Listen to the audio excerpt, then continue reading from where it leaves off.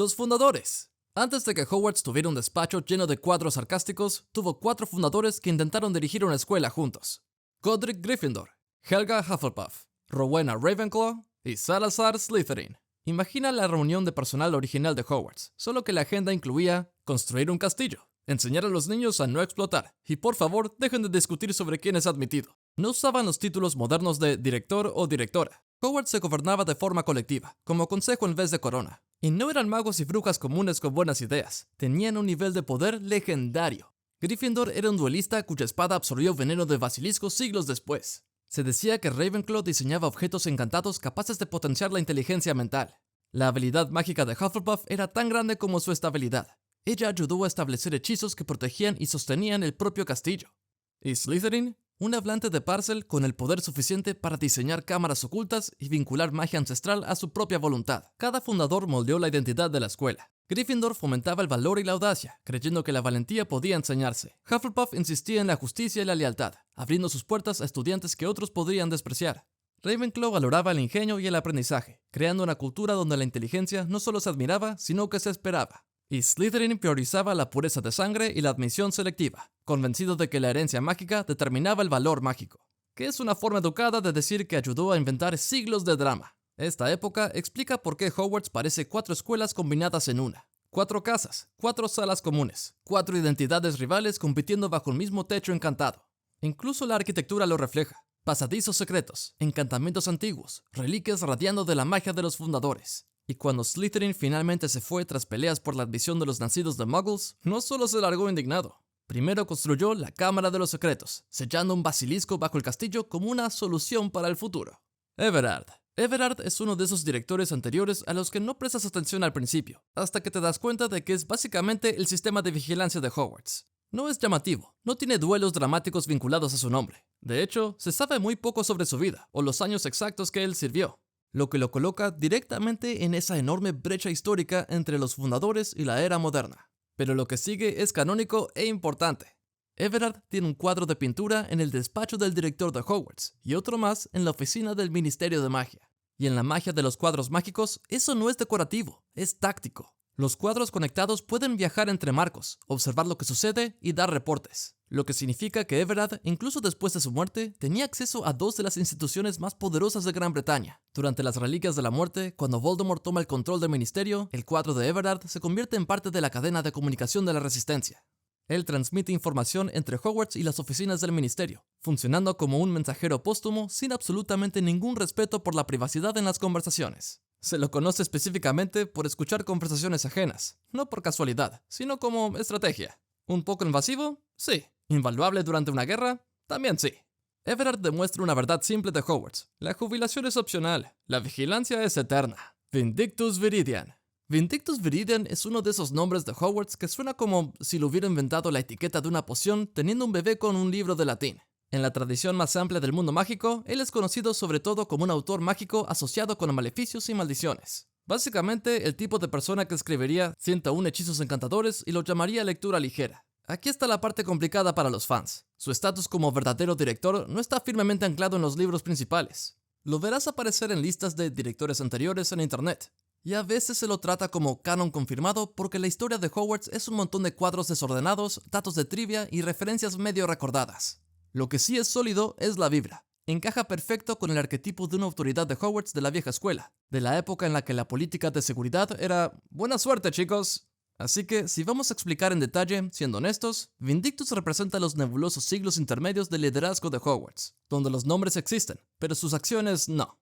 Si Hogwarts fuera un group chat, este es el administrador que nadie recuerda haber agregado, pero todos juran que estaba ahí. Dilys Derwent.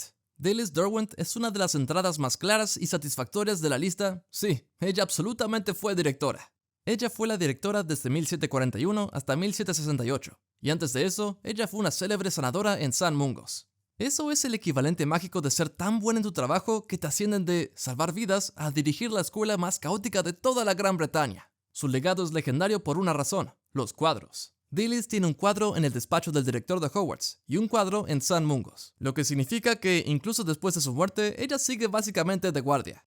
Imagina terminar una crisis nocturna en el hospital, darte la vuelta y que tu ex directora esté en la pared diciéndote «Bebe agua, deja de entrar en pánico, Tu trato con los pacientes es horrible. Esa es Dilys. Es competente, respetada y terriblemente eficiente, como McGonagall, con un título de medicina. Phineas Nigellus Black. Phineas Nigellus Black es el único director de Hogwarts que consiguió ser universalmente impopular y aún así ganarse un cuadro permanente en la pared, lo que demuestra que Hogwarts nunca ha sido una institución de solo buenas vibras. Sirvió a finales del siglo XIX y es ampliamente recordado como el director menos popular de la historia de la escuela. No era estricto pero justo, no era intelectual incomprendido. Era más como, si el sarcasmo pudiera restar puntos de las casas, Gryffindor estaría en la ruina. Nacido en la notoriamente elitista Casa de los Black, Phineas llevaba el orgullo de sangre pura como una reliquia familiar. Él creía firmemente en la superioridad mágica, la tradición y la idea de que la mayoría de la gente era decepcionante por defecto.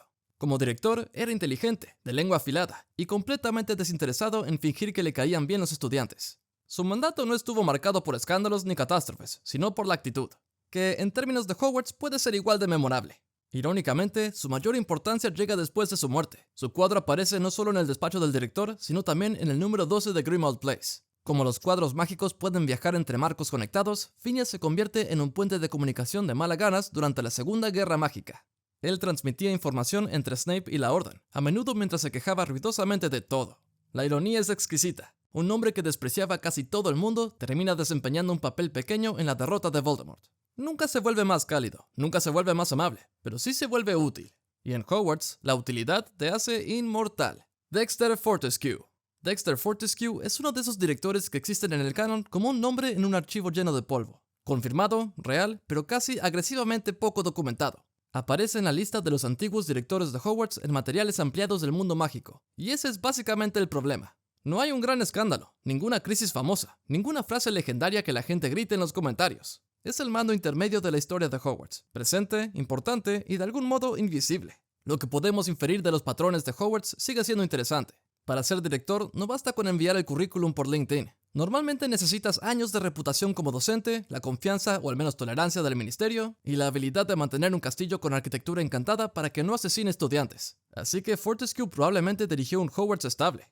Menos desastres, menos noticias, más por favor terminen sus tareas y dejen de hacer duelos en los pasillos. En otras palabras, puede que fuera excelente, lo cual es trágicamente malo para el folclore del internet. Basil Fronsack. Basil Fronsack es la historia de Hogwarts en su forma más frustrante.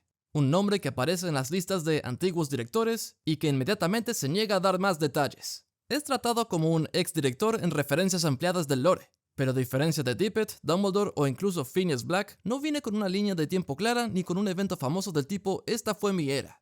Es el equivalente mágico de un cuadro con la etiqueta borrada. Entonces, ¿qué podemos decir que sea preciso y útil para los fans? Fronsack representa el gran y poco explorado tramo de liderazgo de Hogwarts donde la escuela claramente tenía un director, pero la historia simplemente no trataba sobre él.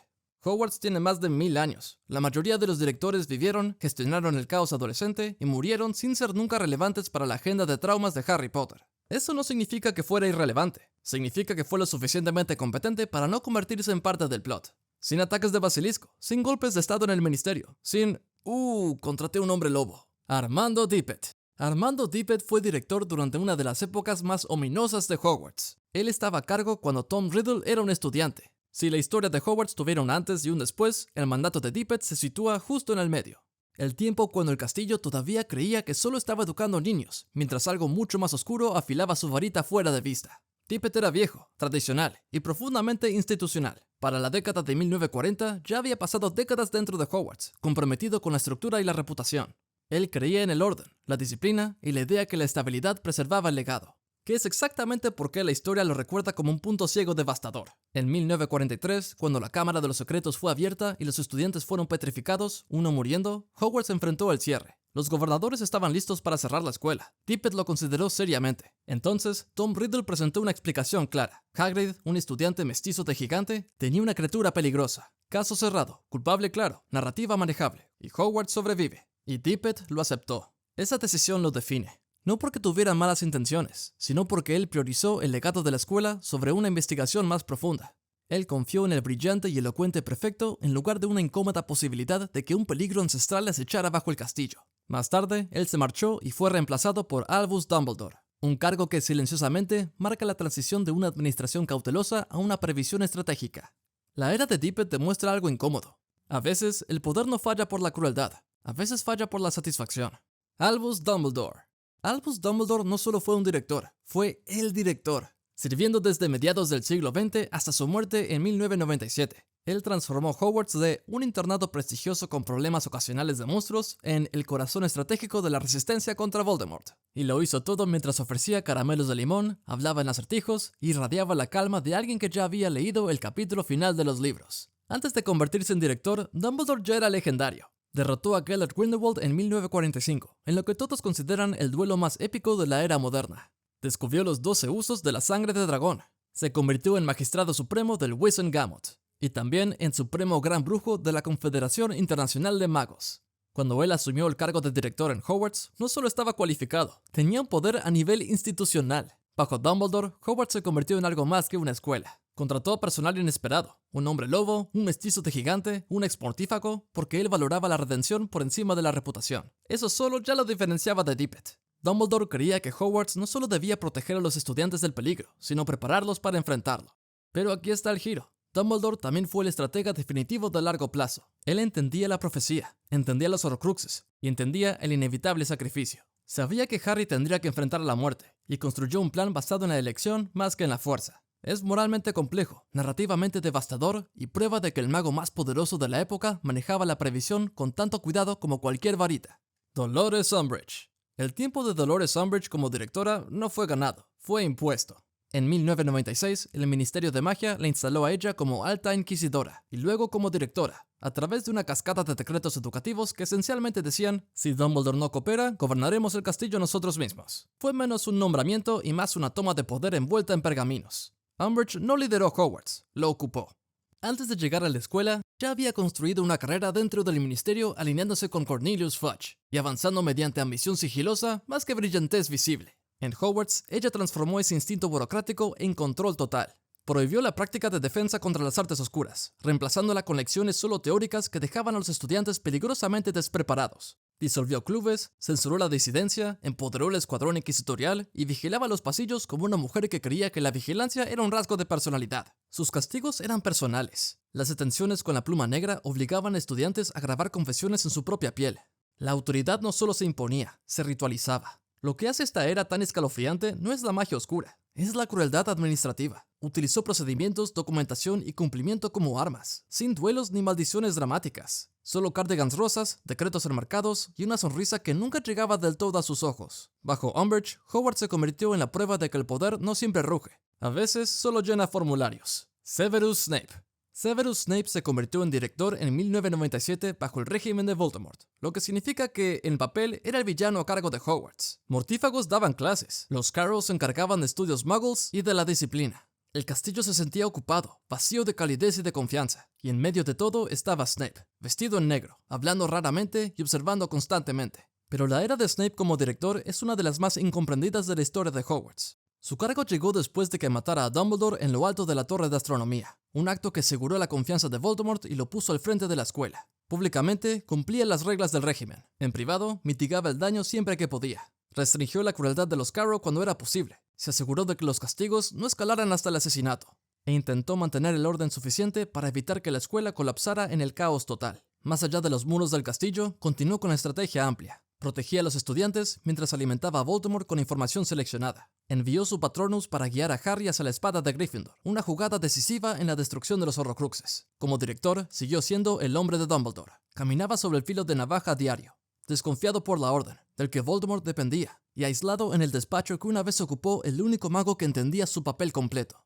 Y cuando murió en 1998, no fue celebrado, estuvo silencioso. Su último acto aseguró que la verdad llegara a la única persona que más la necesitaba, Minerva McGonagall. Minerva McGonagall fue directora después de la batalla de Hogwarts en 1998, heredando no una escuela, sino un campo de batalla. Torres destrozadas, pasillos quemados, estudiantes en duelo. Y en medio de todo ello, una bruja que ya ha sobrevivido más que la mayoría ha vivido. Nacida en 1935, hija de una bruja y de un ministro presbiteriano mago, McGonagall creció equilibrando dos mundos mucho antes de hacer cumplir las reglas de uno de ellos. Fue seleccionada para Gryffindor, se destacó en transformaciones, y más tarde regresó a Hogwarts como profesora en la década de 1950. Se casó con Elphinstone Urquhart, más tarde en vida, una felicidad rara y tranquila que terminó en tragedia cuando él murió por una mordedura de una tentácula venenosa. La pérdida no la endureció, la refinó. Cuando la guerra finalmente llegó a Hogwarts, ella ya no era solo la subdirectora, ella era su escudo. Peleó contra Snape en el Gran Comedor, organizó las defensas del castillo y famosamente animó las armaduras con las palabras «Siempre quise usar ese hechizo». Una frase tranquila de una mujer que había esperado décadas para defender el castillo en sus propios términos. Haz clic en tu próxima lección ahora, antes de que tu carta de aceptación se pierda en la Red Floo.